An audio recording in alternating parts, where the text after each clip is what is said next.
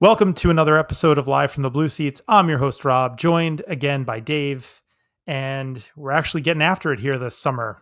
Shows every week. I didn't know if we'd be able to do it. I didn't know if there would be enough news or interest to kind of talk about here as we enter the quietest period in the hockey calendar, but Dave and I are going for it, and we're going to try and keep it up as much as we can, even though the summer does slow down for sure.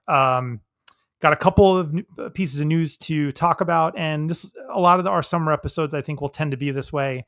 Lots of questions and comments. Dave actually put out a blog post, so we got some engagement there from social media as well. So mailbag style pods here as we get through the summer and start getting pumped about a new season of Rangers hockey. Dave, how are you doing?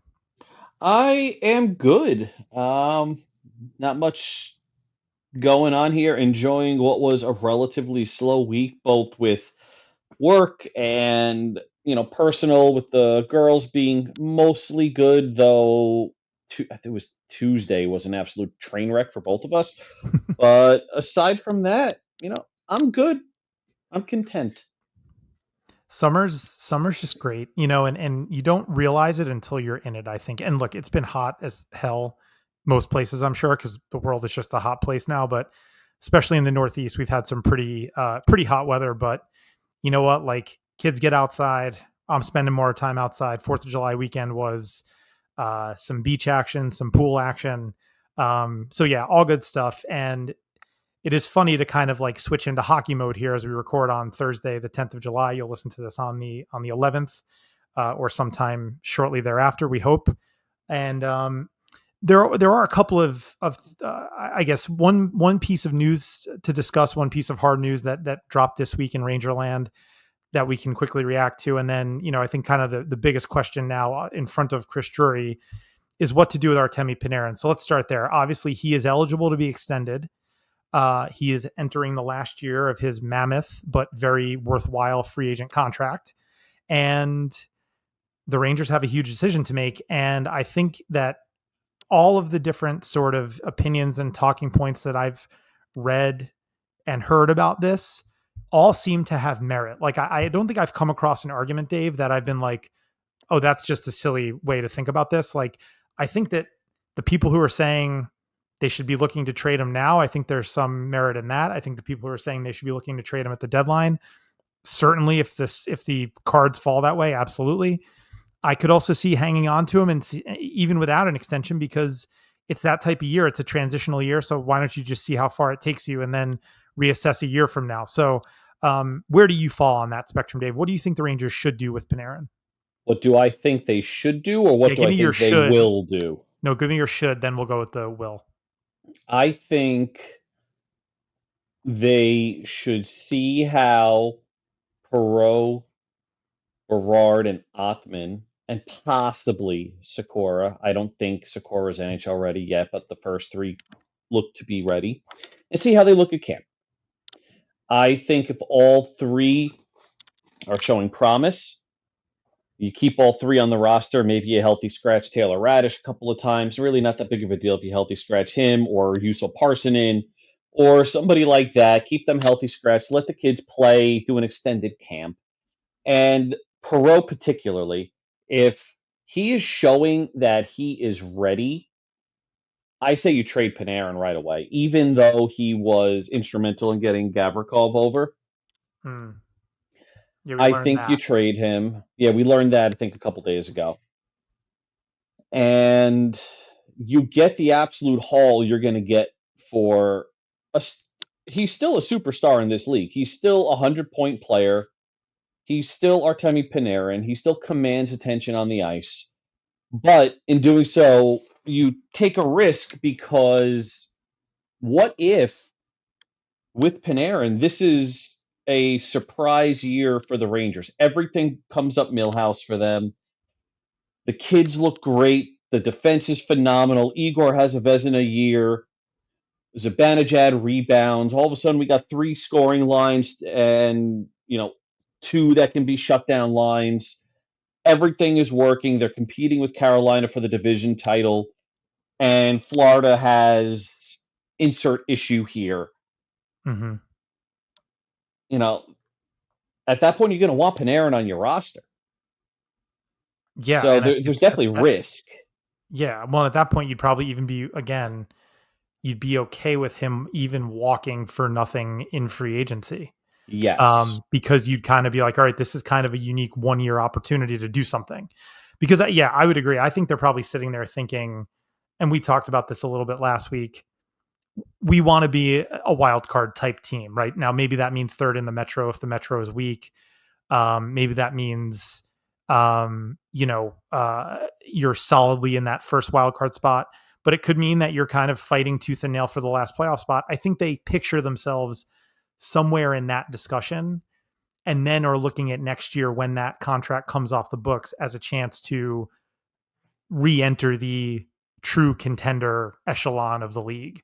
I do think that, and again, I think I was reading it in Peter Baugh's article in the Athletic, which kind of was, did a little bit of a deep dive into free agency day one. Pretty good piece, and it mentioned that Panarin was instrumental in bringing Gavrikov over. The two are close friends going back to their time in Columbus. Obviously, they're both Russian players, have been on national teams together. Um, but the sort of tenor of that article was that the Rangers' strategy currently, as far as we can tell, and I guess as far as Peter can report, is that they want to be contenders sooner rather than later. I don't think anybody, and look, a lot of people think this is a very unserious organization. I understand all the consternation over the last 6 months. I don't think anybody is sitting in a meeting room in Greenburgh, New York, or at the Garden, wherever they're having their meetings, or elsewhere on Zoom, who knows, thinking we can win the Stanley Cup this year. I think everybody would acknowledge that that is a huge, huge long shot. But I think the goal is playoffs. And then I think Stanley Cup in their minds becomes reasonable next season with salary cap space, with these draft picks that Drury did reacquire or has acquired, in the Keandre Miller trade, and with some of the offseason business he's done. So I think there is a sense of we have a lot of ammunition going into next year that if we make the right two or three moves and the kids take that next step in development, we've got the last years of, the last good years of our old core and the first good years of our new core, and potentially a insert star free agent player here, whether that's Eichel, McDavid, or otherwise. So, I'm going to yeah. challenge you on something. Okay. I think the Rangers are capable of winning a Stanley Cup this year. A lot has to go their way, but I think on paper they are capable. So let me go through this logic. At forward, you have at least 2 point per game players. You have, and that's Panarin and JT Miller. You Mm-hmm. have Mika Zibanejad, who in a crappy year still put up 60 points. Mm-hmm. And he's going to get sheltered a lot more this year. He's not going to be used in that shutdown role. Mike Sullivan is a very good coach. So you have those you have 2 point per game players, one guy who flirts with it, and Lafreniere, who's a wild card. Those are your stars up front. You have solid middle of the lineup talent with Trocheck, Cooley. Um, I'll give Taylor Radish the solid quote unquote talent because he's just a very good defensive player. I think that's And fair. that and then you have potential in youth with Othman and Berard in particular, possibly Perot, but I think he'll start in the AHL, and I think you're on the same page as me there. Mm-hmm. But if he looks good, all of a sudden maybe you're replacing in the lineup Yuso Parsonen with Gabe Perot midseason. So now you're looking at 3 solid scoring lines. And the Right. fourth line that was phenomenal even after Adam Edstrom went down. That was a great fourth line last year. So you Yeah. It got, was the most consistent you line know, for sure. absolutely. You got talent, scoring, defense, and depth up front. Defense is the issue. You still got the legitimate top pair in Fox and Gavrikov. We have a healthy Braden Schneider. Mm-hmm. So that's half the battle. I have no idea what to expect from Will Borgen, Carson Soucy, Scott Morrow, Urho Vakanainen, or anybody else that they might throw out there. That is the only on paper hole on the roster to me right now. Hmm.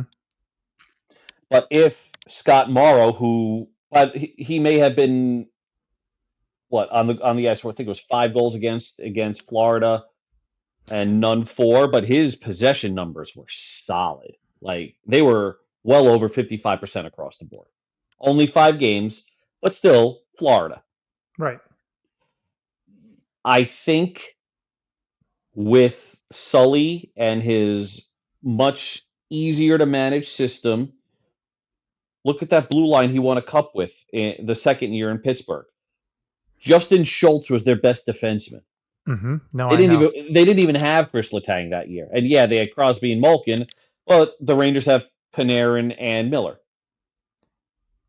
I see where you're going, and I don't necessarily disagree. The other thing I'll say, Dave, to strengthen your argument, they have picks to trade at the deadline. So if they are in Yes. position, they can. And now, look, I don't know about salary cap space and how much they'd be projected to have at the deadline, but they have enough ammunition to acquire a big time player or the right player. It doesn't need to be a big time player, but the right piece or two to dramatically improve the roster. Very similar to the way they did in 2022, adding Cop, Vetrano, Mott, and Justin Braun, which was probably the best trade deadline a Ranger GM has ever had. Like at least in my That lifetime, was a great deadline. I don't know if I Yeah. can name a better one. Um, I like even 94, like everybody lionizes. Look, Matteau scored those 2 goals, obviously the most famous and important goal maybe in team history, but like, um, You gave him he, Tony Amani. they gave up a ton and it ended up being really bad for the team moving forward. Whereas, Drury traded some picks and yes, that he did start emptying the cupboard, but he got guys who were impact players and definitely raised both the floor and ceiling of that team, which was a young team finding its way. And they were 2 wins from the Stanley Cup final. I just, it was a masterstroke of a Yeah. deadline. And I think, anytime anyone says Chris Drury is a clueless asshole, I think they have to remember the 22 deadline, not that he can live off that for the rest of his career. He needs to And he be has this aspiring. off season. This is a great off season. This off Right. season I'll put up there with that deadline. Yeah. I mean, we want to see how, how it all plays out. We have time and distance from that 22 deadline to analyze it and see it for what it was. But no, certainly I think everybody feels much better about the state of the team now than they did 2 weeks ago, before July 1st and before all those moves were made. Okay, so back to Panarin real quick. What do you think they will do? So you said they should give the kids a long look in camp and basically pick up the phone early in the season and see what's out there. So this would be very similar to the Mikko Rantanen situation. That's like the easiest comparable I Yes. can think of. Now, obviously, Rantanen's a younger player, but similar style, not really style, but you know what I mean. Impact scorer, bona fide top line player, point per game player, like the type of guy that does not hit the trade market regularly. Your thought process is within the first month of the season, you're starting to gauge interest around the league for Panarin and seeing what the return might look like if the kids are ready to contribute right away. Yes. And not just if the kids are ready to contribute right away, but also how the first month of the season is going in the Metro. Carolina is going to be up there. We know that. I am not a believer in Washington at all. Who else is there in the division? The Devils. The Devils. Although we have no idea what Jack Hughes' injury is like. And if Jack Hughes is hurt, I love Nico Hischier. I think he's a great, great hockey player. He's not enough. No, definitely not. No, and I think, they're yeah, a very average team without Jack Hughes. Jack Hughes yep. puts them at least 2 rungs above what they are with it when he's not out there. And, I doubt this will get clipped by any Devils fan, but I think Hischier is the far better player than Hughes, but that's neither here nor there. Assuming Hughes is 75%, the Devils are a 95-point team, I believe. I think the Rangers can pass 100 points if, again, everything needs to go their way. But if the kids are showing that they fit, Panarin is looking like Panarin, but it's more of a, yeah, he's a nice to have. Mm-hmm. See what's out there. You never know. Like maybe you can get a Stankoven kind of player. Right. Which is what you'd be looking for, I think, if you were to try Yep. to swing that type of deal. You would need a young, growing potential Yes. star player, from a team that is looking to either get over the top a la Dallas, right? That was the whole point for them, was that they felt they could sacrifice Stankoven because getting Rantanen, and obviously he re-signed, so he'll be there, but um, getting him in his prime now, look, they felt really good about that being the final piece to becoming a Stanley Cup champion. It didn't work out, but that was the bet they made. So you're looking for that. You're basically looking for the 2025-26 version of the Mikko Rantanen trade, or trades, because he was traded twice in the same season. Yep. I don't think that will happen with Panarin, but that possibility exists. I mean, there has been a little bit more of an appetite in the league to make that type of deal.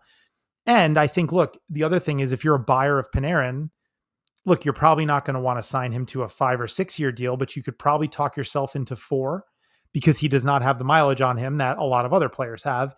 And he's not, for better or worse, a particularly physical player. So he's not going to be as broken down in his mid and late 30s as a bigger, power forward style player would be. So I do think that there would be interest. And there will be teams willing to take on that cap hit. There are a ton of teams right now that have oodles of cap space with the cap going up. Yep. And the Rangers are one of those teams, by the way. So just to answer your cap space question, right now it's 2.3 million with 13 forwards and 7 defensemen. Mm-hmm. Next year, assuming a $105 million cap hit, which is a 10% increase basically on this year's cap, the Rangers only need to re-sign Braden Schneider. That's wild. They're in really good. They're in a Yep. really good spot for next year. Yep. So they have 93 million roughly. Sorry, not 93 million. 93 minus 11.5 is 82. We'll call it 82 Mhm. million 82. Yeah. committed to next season. They have to re-sign Schneider. Let's call him $5 million, 87 Mhm. million, and they have 105 million to work with. Yep. That's enough to probably get Eichel and Panarin. Yeah. Maybe it's close. It's very close, and I think that's what they're going to do. And before we go down this road, this is not what I would do. This is what I believe Drury will do. I personally don't want Panarin on this team anymore because of off ice issues and everything we heard about the sexual assault allegations. So that's a personal thing. I am aware that's not necessarily how the NHL works. This is a team that pushed Tony DeAngelo. So it is what it is. I am accepting the fact that the Rangers are going to do what's best for business. So for them, what's best for business is most likely signing Panarin, let's say 3 years, 27 million, 9 million a Mm-hmm. year, Yep. puts them at 94, 94, 95 million, a Yep. trade or two, and they can get Eichel. Right. And Eichel probably is commanding 14 to 15 million a year, would be my guess. Yeah. And Yeah. I was very high in the Braden Schneider estimate. I don't think he's getting 5 million. No. No, but I mean, I think, look, if he has a good year, Borgen is and at if he's Will 4.1 Borgen's again. partner, and let's say Schneider is comparable to Borgen, but he's got a few more points because there's a little bit more offense to his game.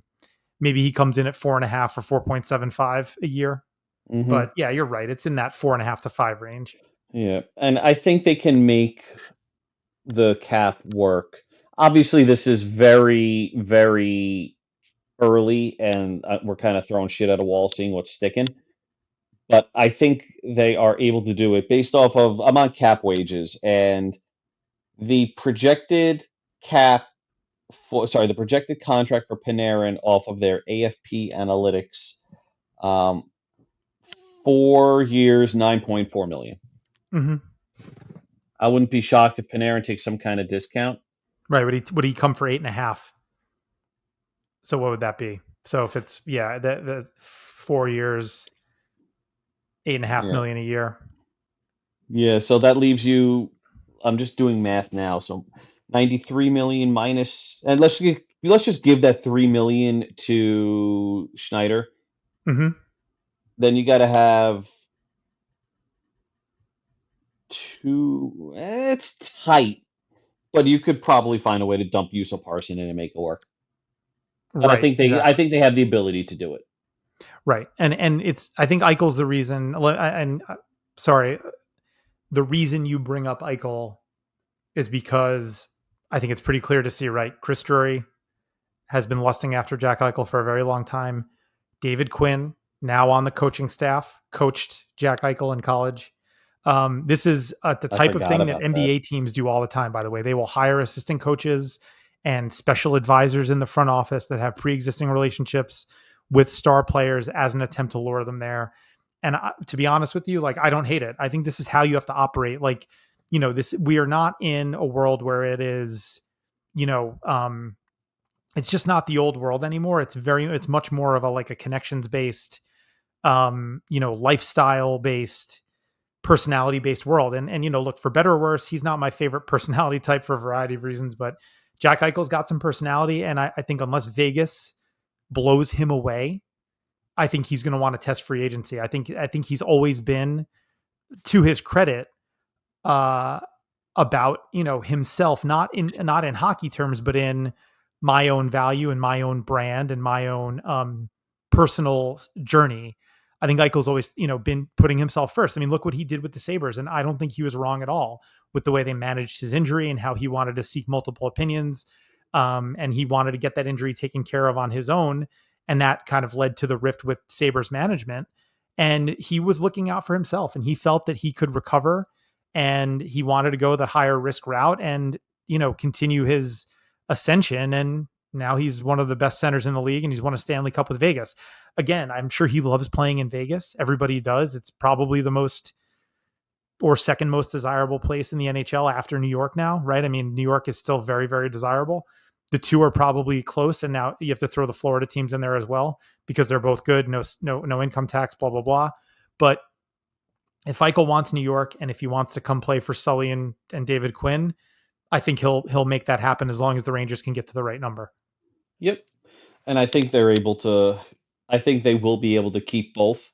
The question then would be, what are you doing with Perot and Othman and things Right. like that? So we'll see how that plays out. Right. Okay. So one quick thing before we get to our mailbag stuff.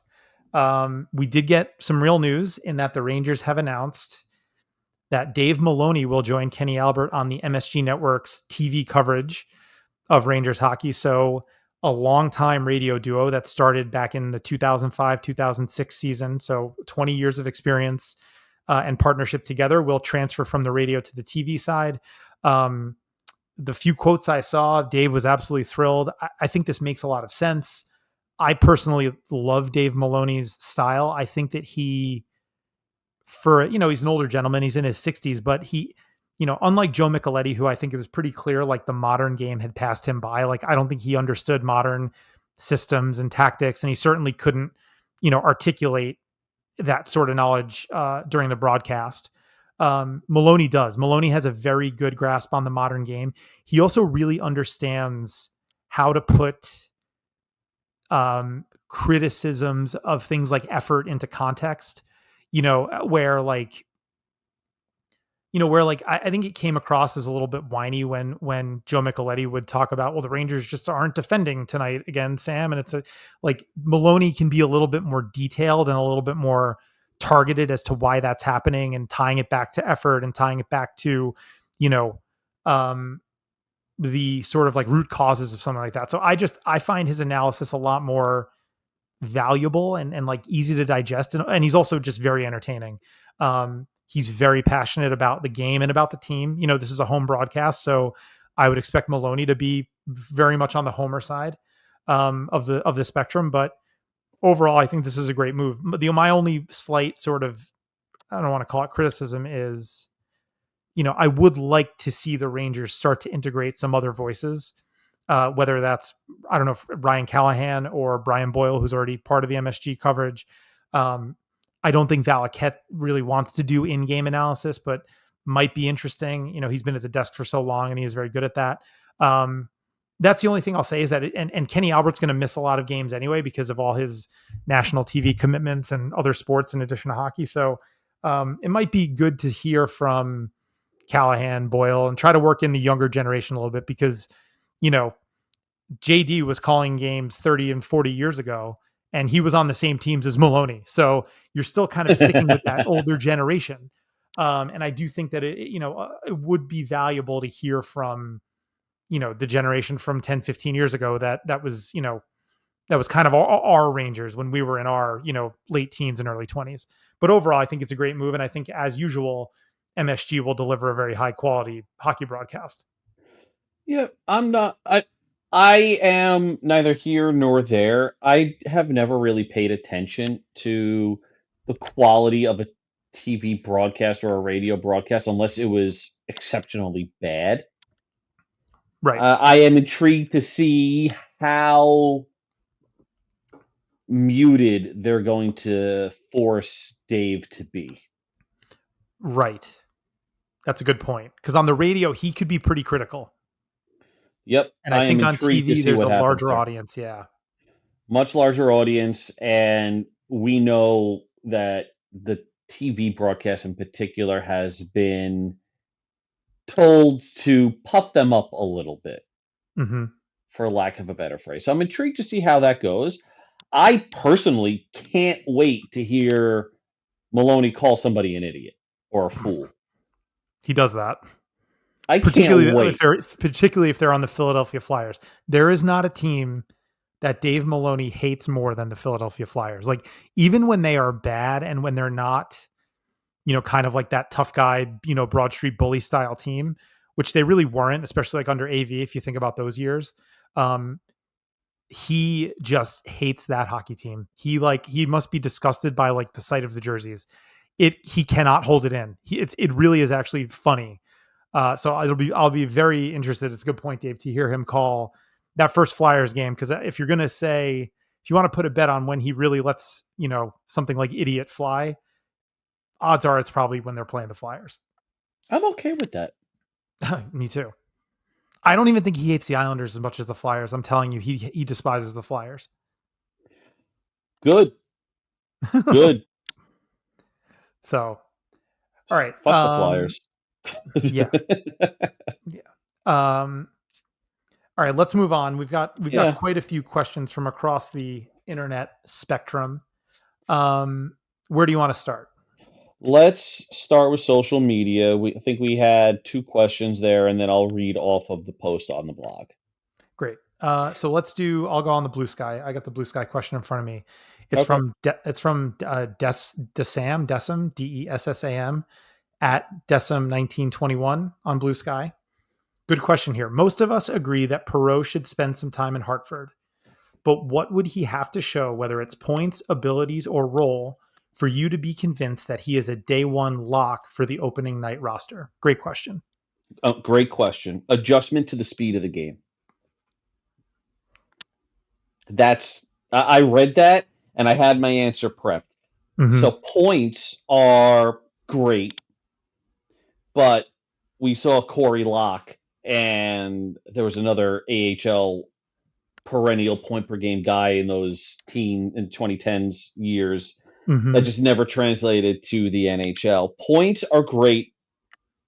Adjustment to the speed of the game. Perot has everything. Mind and maybe a little bit better skating. Well, we'll see. Yeah, even that can be mitigated if you read the game and react quick enough. Yep.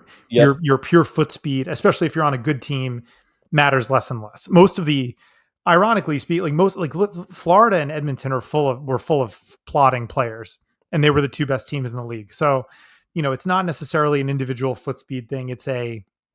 Is the team well built, and how do the players operate within the wider construct of the team? I So, forgot where I read this quote. And this is from, I want to say, the Gabrick Triple OT against Washington my game. God. And I am going to butcher this. But the basic premise was when you're growing up as a goalie and you're playing in competitive youth leagues, most kids have one or two options with the puck. When Mm, you get to the college and junior ranks, they find that third option. When you get to the AHL, it's that they have a fourth option, and then the NHL they have five or six different options. And as a goalie, it's very difficult to figure out what they're going to do. For Perot, it's finding that fourth, fifth, and sixth option, thus adjusting to the speed of the game and knowing and making proper reads against actual adults. I think that's the key. Not necessarily showing up with the points, but making those reads and finding those extra options that fool goalies. yeah, and that'll translate to points. What I was going to say is similar. I think it's definitely going to be more of the away from the puck, defensive side of the game, decision making, and proving to the coaches that his slight lack of size. Again, this is not something I dwell on, but it will come up with a player like him because he is slightly undersized. Um, is not hampering his ability to play, right? That he's winning puck battles and getting through checks and not getting knocked off his feet. Um, if he shows that sort of like that he's matured physically enough and that his away from the puck reads are good enough, then I think he's got a good chance. And then I would say, look, to your point, Dave, if he makes like three or four sort of can't miss plays that exhibit that elite ability to read the game, fool a goalie, right? Like make those passes where it's such a wide open tap in that the guy who scores the goal is surprised that he got the puck, right? Like you see that happen with Fox and Zibanejad when he's, on his game, Panarin, of course, like these guys have an ability to make like just passes that very few other players can make. Perot has that ability in him. It's just a matter of like, does he understand the NHL game well enough to pull it off in a game? Um, if he does that in preseason and the physical stuff is there and the away from the puck stuff is there, then I think we're looking at, okay, we can't keep this kid off the roster. Um, but I think that's a lot to ask of a player of his age when, like, even if it's just 20 games in the AHL, like that might get him over the hump and that might be enough for his development that he comes to the Rangers in late December and he's ready to take off. So it's not something that needs to be rushed, but like I said, good question nonetheless. That was a very good question because a lot of people just assume, oh, he's going to put up points and then they'll call him up. But I'm going back to the 2013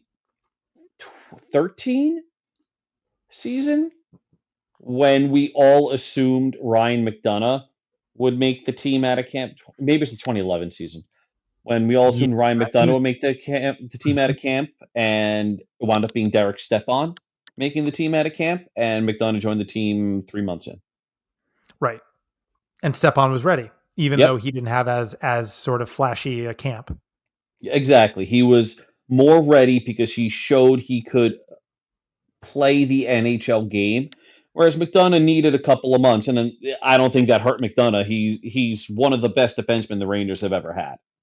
Yep. Yeah, and he's still to I this think he's day top a five. very good NHL defenseman, even in the back nine of his career. Yeah, the back nine. He's on like the back two at this point. Yeah, still kicking though. He, He's still yeah, out there. he's on the last par three. But no, great question. All right, Dave, over to you for the I think one off of Twitter. I'm not calling it that. I'm calling it the Mecha Hitler site. Right, right off of mechahitler.edu. Yeah, it's not edu. Jesus, if only that would be their goal. Yes. Um. Anyway, so Jess at Jessica Lynn 312, who we all know, a personal friend of everybody basically on the site. She asked a very smart assy question that she would know the answer to had she listened to our last pod or read anything on the site. But Jess will entertain you. What happened to Dave's source who said Key was being traded to Detroit? Now, Jess, as I said, if you had listened to the pod afterwards or read anything on the site, you would know that I said that was the plan until Dmitry Orlov told Carolina he wasn't going to return. And then Carolina was working towards getting their own third round pick back to get an offer sheet in for Keandre Miller. and it went from there. Right. Orlov's decision changed the trajectory. As of when we recorded that, key to Detroit sounded like it was happening, and it wasn't just a source. It was, I heard it and I verified it with three other people. So that's four separate people. Sometimes things happen. Yeah. And So you know next what, time, Dave? read the site, Jess. Jess, we love you. Dave, I will say, I I'm glad that you went with it because, as you said, you had four people, that you talked to about it, and I think so. Hey, look, like it didn't happen, and then you kind of said, all right, well, here's why it didn't happen. I just think that like it's better to. And look, what are we doing here? We're talking about rumor season right before free agency, so um you didn't have it as the trade was done, right? You did not like say, oh, this is like pending a trade call. You weren't like breaking a done deal, but you were saying like this was what was being discussed. Um, I guess the only question for me is like Carolina probably like the Rangers were probably talking to both teams, I would imagine. Like I don't think they could have put together that deal in like 2 hours or 6 hours or like I think that and as you would, they knew they were moving on from Keandre Miller. So I would imagine they were having several conversations, and Detroit was probably like in the lead when you got the information you got. Yep. I do believe that Detroit's um, lack of not lack of a 2026 first round pick, but the fact that they would not budge off of moving their 2026 first round pick is another factor there. Obviously, he's not all Dmitry Orlov, but that was a factor. Detroit not moving off of the 2027 first was a factor. And let's be real, I am much happier with Scott Morrow, a first and a second round pick, than I am Mhm. with what I had heard the Detroit package was, which was, oh, God, what was the defense? Albert Johansson or Yeah, Johansson. Johansson, yeah. Who Yeah, I had Albert not even heard of, Johansson. frankly, even though he played 60 games last year. And apparently, Drury had been after him for a couple of seasons, which was something that I learned during that whole process. I don't know why, but whatever. That's what Drury likes. And the first round pick. I did not hear Detroit willing to add a second round pick, but that's probably because Detroit is a borderline playoff team, whereas Carolina is a playoff team. Right. So that extra couple of, that was it, 10 picks in between matters. Yeah, 100%. Okay. All right. Now I think we've got a handful of stuff straight out of the comment section of the blog, which is Yep. always a mixed bag in a good way. I mean that. So the comments, I gotta admit, the comments have been cleaned up over the last, I want to say 3 months. A lot of negativity for obvious reasons, but we haven't had many trolls just out there trying to get a rise. So thank you guys for kind of policing yourselves in the comments. I appreciate it. And I forgot who was the one that recommended we put the post on the site. We now have 7 questions, I Oh wow. believe. So I'll start with the top, Captain Jack. The Rangers lost a few penalty kill forwards. What do you think of Edstrom being used in the role? Great question. I mean, yes, and I think that this is the stuff that happens in camp that gets less coverage. Is things like that, and I think, look, in this era of and I myself am guilty of it too, right? I'm mildly obsessed with the Rangers 5-on-5 play just because of how that is most of the game, and it's always indicative of future success and sort of separates the true contenders from the teams that are a little bit more smoke and mirrors. We know all that. We talk about it all the time. Penalty killing and power play are really, really friggin' important. Like they just are. Mm-hmm. And a good special teams unit can add 3-4 wins a year, probably. I mean, and I know this is something that our colleague on the blog, Will Wright, mentioned last year. Like for as bad as the season was, if the Ranger power play was even ninth or 10th in the league, and what were they? They ended up in the 20s, right? They were Yeah, 22nd they or were 23rd. horrible. It was horrible by the end of the year. If they were in like the top 8 or top 9, which would have been a fall from previous seasons, they would have been maybe a playoff team. There They probably would would have have been been. they would have been 6 or 7 points better. Like that stuff matters. So, and while I do, doubt the sort of overall strategy of being power play reliant, it is an important part of the game. And so back to the question, that is definitely a big part of it here. And losing Kreider off the penalty kill is a real issue because he was one of the team's better penalty killers. Um, Obviously, you still got Zibanejad and Trocheck. I think JT Miller will kill penalties. Um, I would think that Sam Carrick will kill penalties, but there's probably two more forward spots. You usually have three sets of two forwards that kill penalties. So Edstrom makes a lot of sense. He's a rangy, good skater with good defensive instincts. So, and I think Radish probably gets the next crack at the sixth and final penalty kill spot. That would be my guess. So, fun fact, 2024 Eastern Conference Final, Florida went 50% on the power play in that series. Yeah. If the Yeah. Rangers penalty kill could kill penalties to, I Mhm. think they were like top 3 in the league. They killed like 87% or something absurd that season. If they were anywhere near their regular season rate, they win that series in 6, possibly 5. That's a great point. And it's something no one talks about. And again, the No way that one series talks went, about that.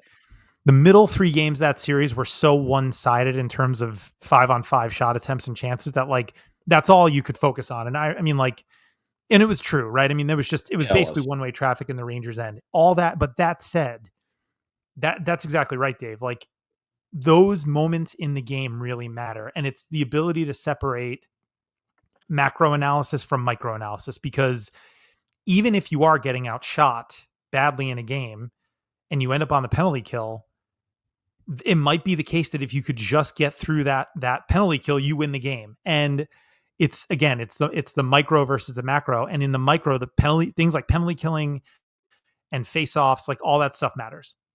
Yep.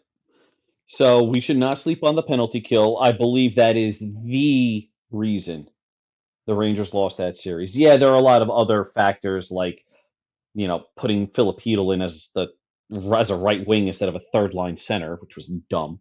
But anyway, moving on. I believe the penalty killing forwards will be a combination of Zibanejad, JT Miller, Trocheck, Cooley, Radish, and Sam Carrick, with Edstrom filling in if one of those guys is in the box.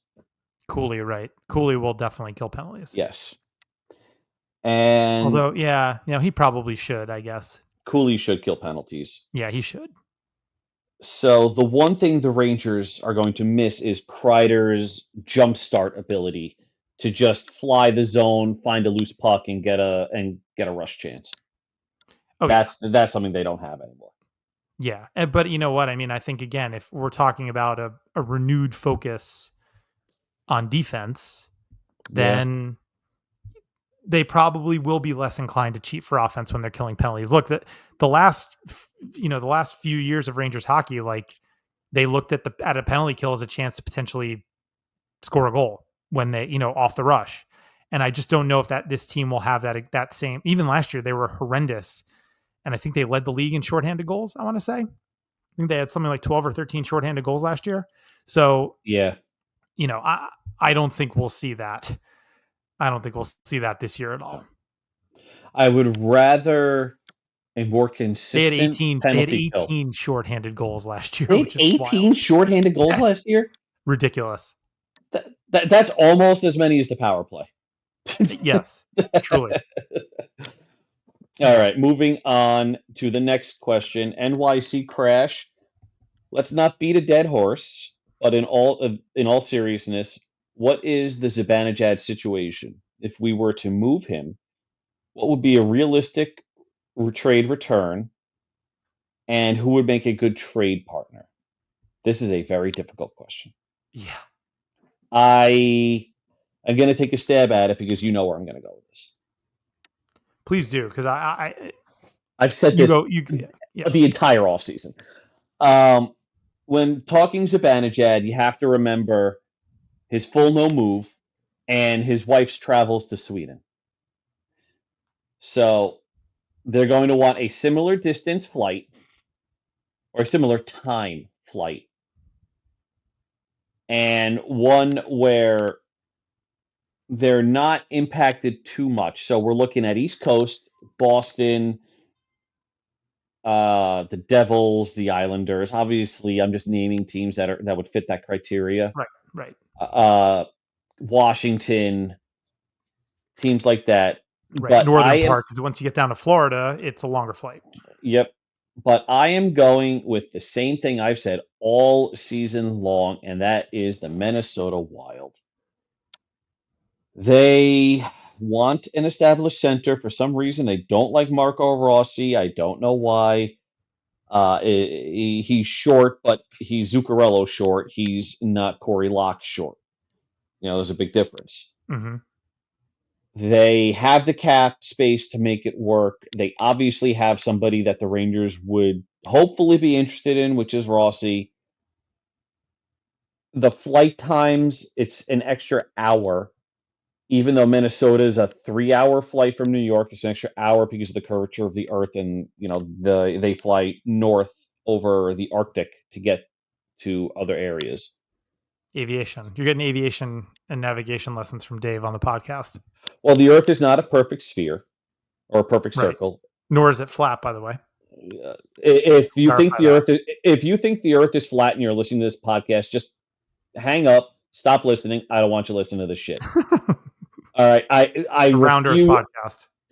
This is a round Earth podcast. This is everything we ever learned about. And for the record, Africa is enormous. All right, don't listen to the maps. Africa is absolutely enormous. Yeah. Anyway, off topic completely. So that's a similar distance flight. It removes the stress of New York, less media scrutiny, but additional travel for Zibanejad because it's the Western Conference, and he does. I think he's got a couple, at least one young kid, maybe two. It's one. Yeah, he's a Just one kid. one. So all that matters. I can't see him waiving his no move, but to answer the question of what does a trade look like, I think is something like that. The Rangers would be trading an established center, cost controlled for what would be a young, hopefully still up and coming center. Maybe, interestingly enough, maybe Detroit would be interested. Their Eastern Conference, so less travel. I just don't know what that return would look like. I say it a lot. I'm very sort of like bad at gauging these things. I also I do think that you just got through a season where it was hell on earth managing the sort of personality of your players and the um the desire of players to want to stay and sort of the contractual obstacles to moving them.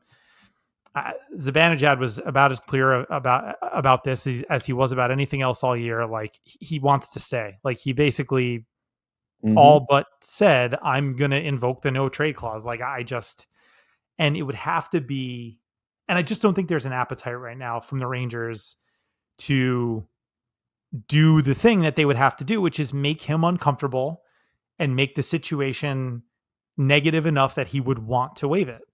Um, I and don't as think they're much as trading him. what?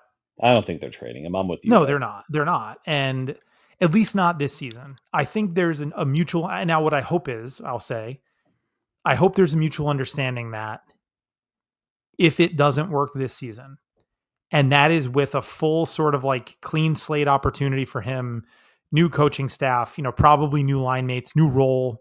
I want him back at center. I think it would be crazy to not put him at center, just given the way the roster is constructed. Otherwise, um, if it does not work and he gets all 82 games, say he's healthy and he plays every game and he's still on the power play and he's an all situations player.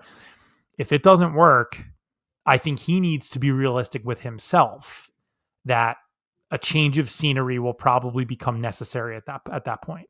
I do think that both sides are correct in finding out if this will work one more time and using this year as that test case.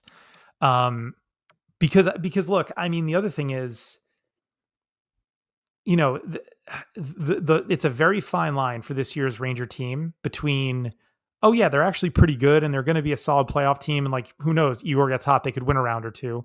It's a very fine line between that and like they're 10 points out of a playoff spot in mid March, and you're like, okay, they're just not good because they're young and because the defense isn't that good and because there's really not enough true star power, because Panarin's on the decline, JT Miller's 32, and Mika Zibanejad isn't what he used to be. Because then, other than that, who is there? No one. It's Adam Fox. Fine, Adam Fox can't do it alone.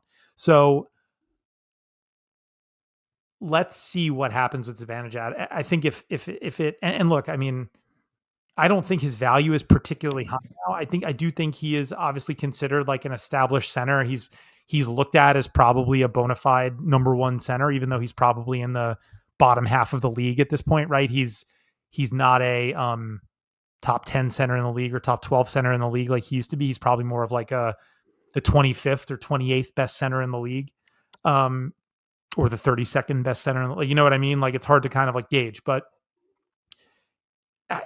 you know, I don't know what that translates to on the market now. And then I don't know if you wait a year and if he's roughly the same or even a little bit worse than what he becomes. Yeah. So yeah, difficult to gauge right now. Yeah, very difficult because a lot hinges on how this season goes, which is actually a great transition to question three, also from Captain Jack on the site. Drury did an about face with Keandre Miller. Miller's camp said Drury was above and beyond very professional. Any chance he's been reading the blog and listening to the podcast and taking your advice? So the situation with Zibanejad, this is related because of how Drury's communication to the team was pretty crappy, and we called it out all last season. It doesn't take much to just sit down and treat these guys like human beings. They're not Right. robots. Do I believe Chris Drury himself is reading the blog and listening to the podcast? No. But I can tell you for an absolute certainty, the Rangers know this site exists, and they have read it before. I had John Rosasco reach out to me a couple of times, and I ignored him because he was John Rosasco. I didn't want to deal with him. The Rangers have nothing on me to make me do whatever they want, and they have nothing to offer me to make me do whatever they want. So there's that. They know we exist. Do I think he's taking my advice? No, because he would have hired me to handle these conversations for him. I'm still available for $1 million a year, dude. I'll take That's it. your asking price? Asking price. You know what? I want to do it for 3 years, and then I'll retire. I know how to manage money enough that I can make that last for the rest of my life. What's interesting is, it's funny, I was listening to a podcast about this earlier today. A really interesting Michael Lewis podcast called Against the Rules. Kind of dives into the psychology of sports fandom. And it's like, they're talking about kind of how you have all these people who are super emotionally invested in this thing and they spend all this money and they have like a huge amount of, like, they're what drives the sport, like in any case. And teams never really actually consult the fans, right? Like the fans are never actually like, sure, the Garden will send you a survey after you go to the game because they want to know like basically how to more efficiently get you to spend more money when you're in the building. But like there is no like, I wonder what the fans think about this. Now that said, I do think that the team is acutely aware of the utter disgust that most of the fan base felt last year. I mean, we both lived through the dark ages, Dave. Like you and I probably watched more games during those years than most people. I went to my fair share of games during those years. That was as bleak a sporting environment as you could imagine. And I'm saying that as a Jets fan who's lived through the last 15 years of Jets football. It was bad. And it was, people were, one of my favorite stories is that they were playing the song Layla in the Garden once, and people were singing Sather over the word Layla. So like, Sather got me on my knees, Sather, beg you, darling. Like it was that, like it was that bad. And I think they saw glimpses of that last year where it was getting apathetic and disgusted and people were booing at ceremonial pregame ceremony stuff. And it was like the only game that anyone felt any good about at all was like Sam's retirement ceremony game. Like it was horrible, and they got a lot of bad press, and they're aware of that. So, literally reading the blog and listening to the show, like I don't know, maybe somebody that works for the team does, but certainly they are aware of the fan sentiment, and I think that that definitely plays a part here, even though most teams don't take that into consideration as much as they should.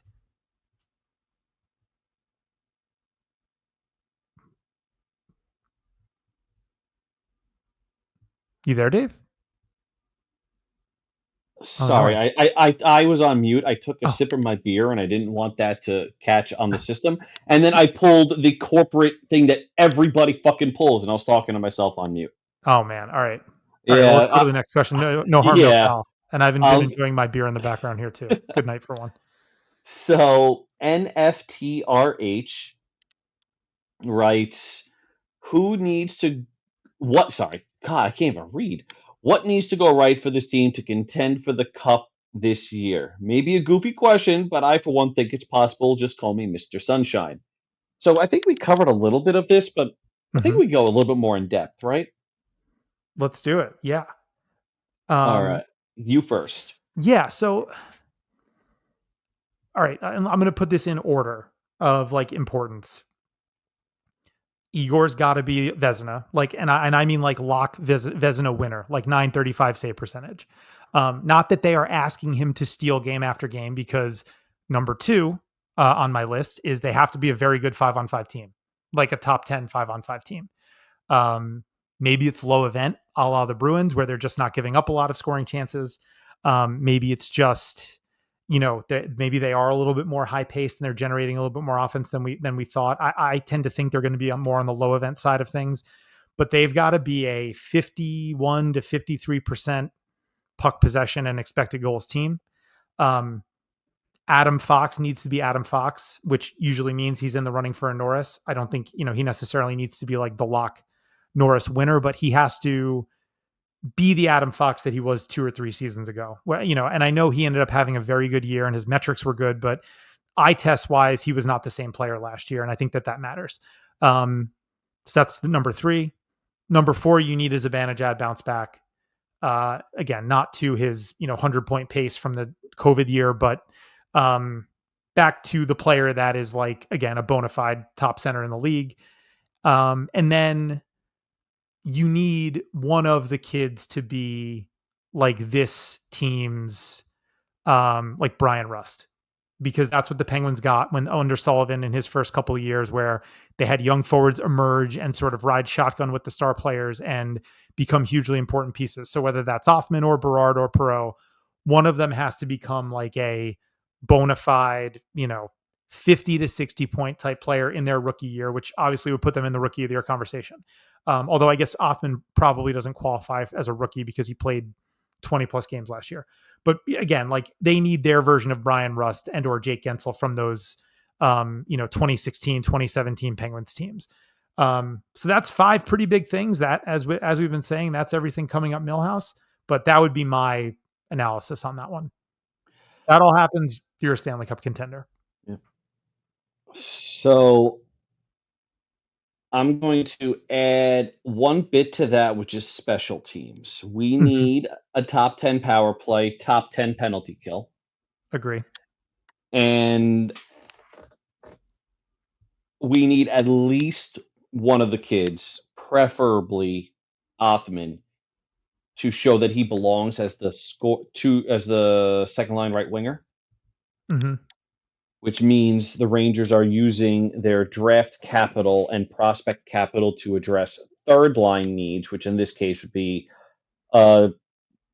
defensively sound with an offensive touch third line left winger, because in this case Trocheck is your 3C with Radish as your right Hmm. winger. Which is fine. It's a good start. But yeah, you Okay. get like a bona fide playoff style player, like the type of guy who can step in and score 8 goals in a Yep. playoff run.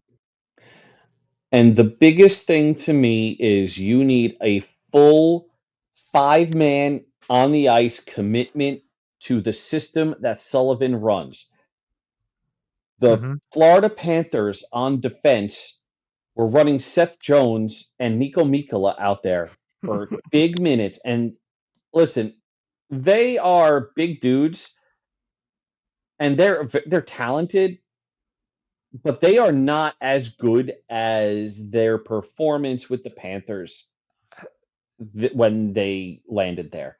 Dave, I'm so glad you brought that up because the amount of times, and I was sitting on my couch watching a lot of this with a broken leg, so I had a lot of time to think about it.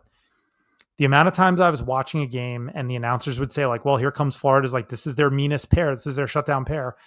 And I was texting friends and I was texting my brother. I was like, didn't Seth Jones have like the worst metrics in the NHL 2 years ago? Now, granted, I know he was on a bad team.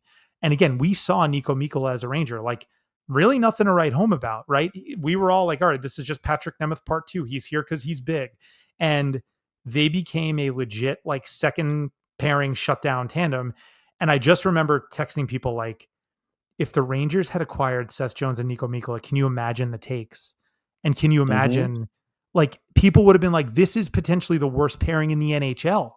And they turned out to be like a legit game changing Stanley Cup winning defense pair. And I'm like, it breaks your brain to think about it because I know in my heart that if the Rangers tried that exact experiment, pairing Seth Jones and Nico Mikkola, it would not have worked. As a matter of fact, I believe it would have failed spectacularly. So to your point, that's coaching and that's culture, right? That's getting everybody to buy in.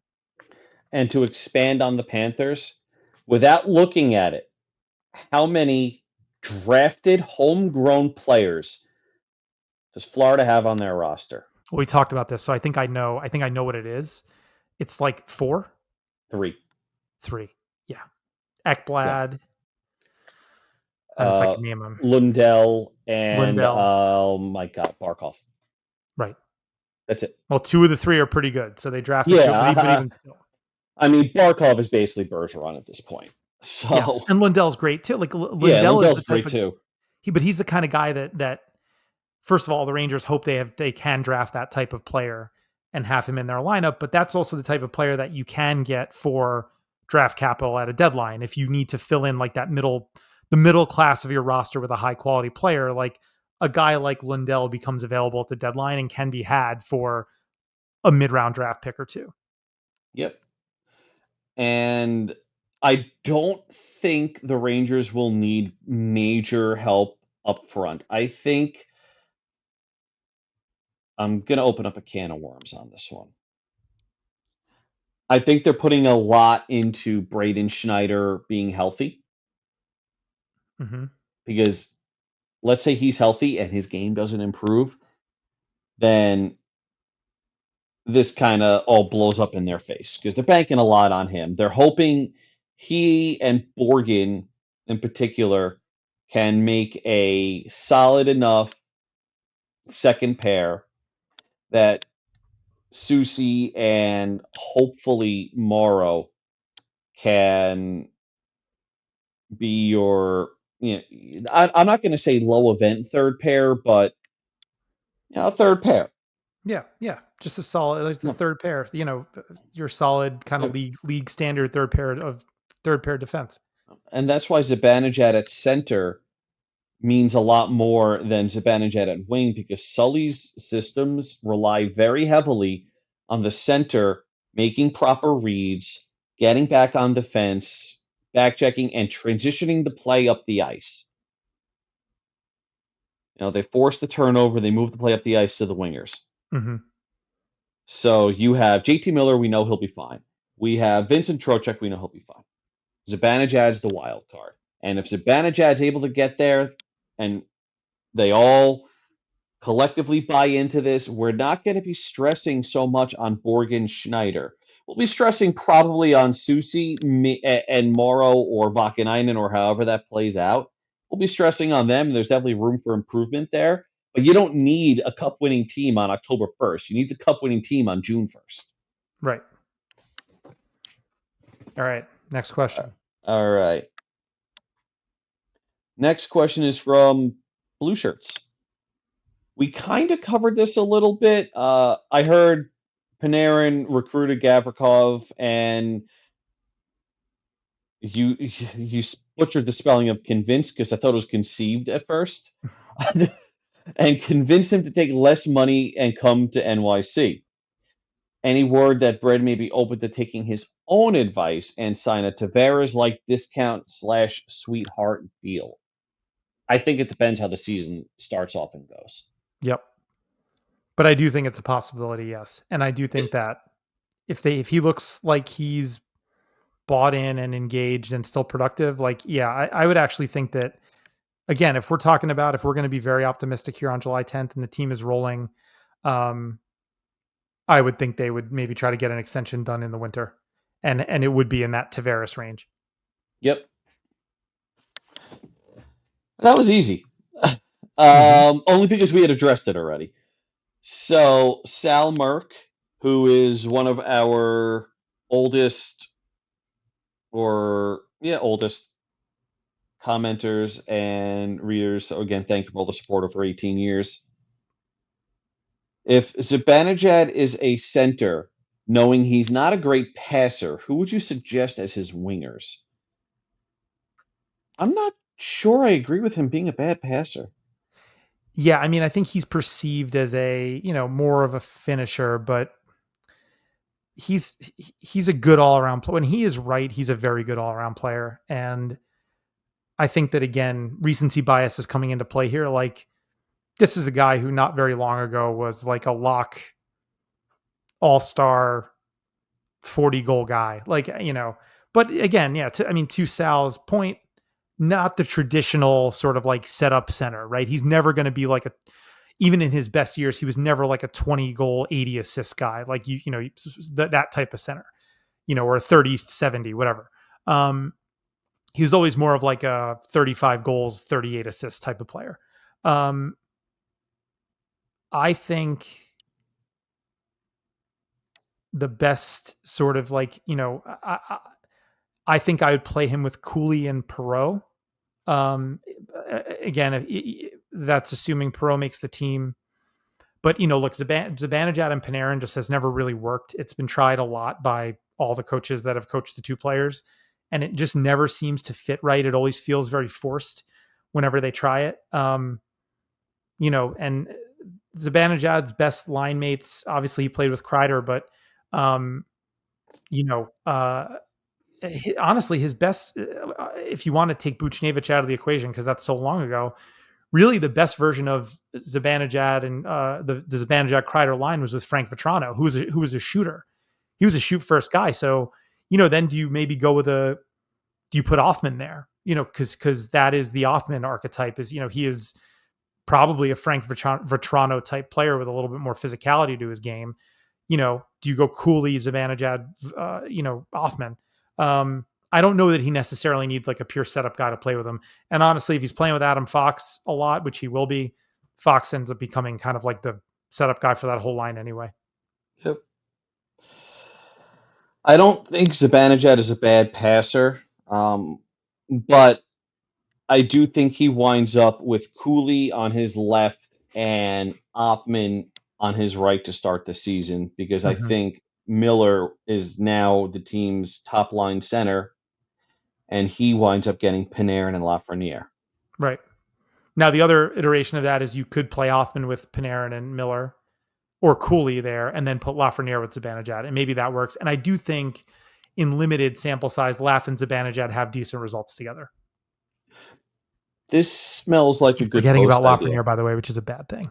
Yeah, that's probably bad because Yeah. he's the first ever, not first ever, but he's their first real relevant number one overall pick. Yes. And he's on a $7.5 million contract starting this season. So not a Yep. guy you want to forget about. So I think this is a great post idea. Thank you, and I'm going to add it to the backlog of post ideas that I have for the summer. Thank you. We have one oh wait, no, sorry. Not a question, but kind of a reply to the Zibanejad question.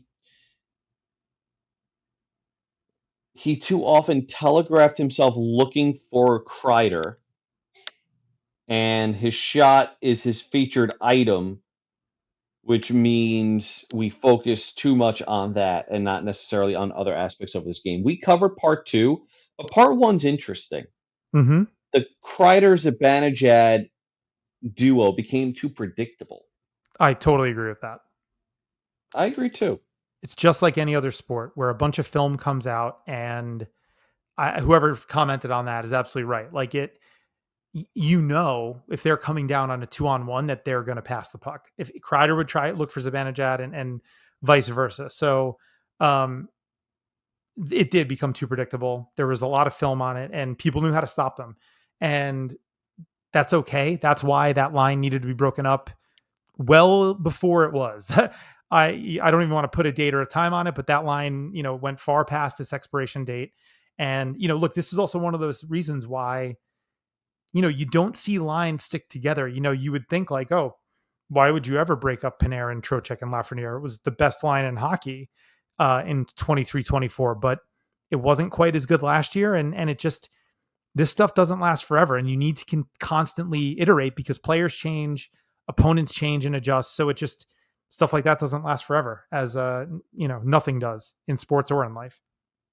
Exactly. That is it for our questions. Thank you. I forgot who gave the recommendation to put the post up to ask for questions. I don't know why I didn't think about that for the last 3 years or That's however many great. years.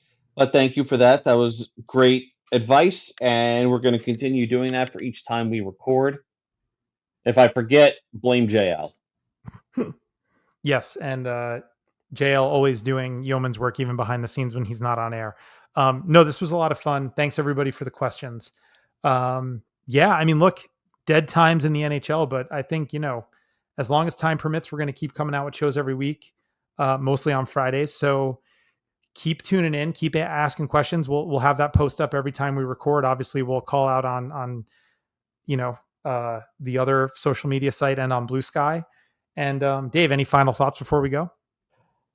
Um, no final thoughts. I am good. All right. Let's get back to our summer. We'll talk to y'all next Yep. week. Thanks for listening.